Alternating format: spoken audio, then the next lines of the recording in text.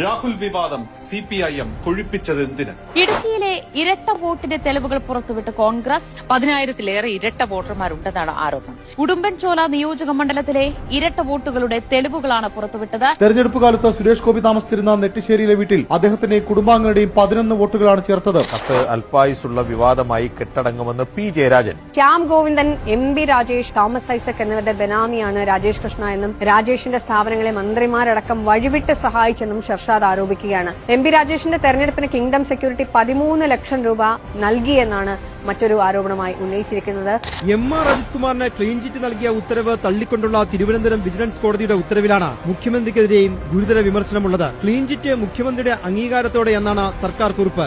നിക്ഷേപം തേടി കഴിഞ്ഞ 10 വർഷത്തിനിടെ മുഖ്യമന്ത്രി പിണറായി വിജയൻ നടത്തിയ 25 വിദേശയാത്രകളിൽ കേരളത്തിൽ നിക്ഷേപത്തിനായി ധാരണാപത്രം ഒപ്പുവെച്ചതായി വിവരമില്ലെന്ന് വ്യവസായ വകുപ്പ്. CPM-ന് മറയ്ക്കാൻ ഏറെയുണ്ട്, പക്ഷേ ജനങ്ങൾ ഒന്നും മറക്കില്ല.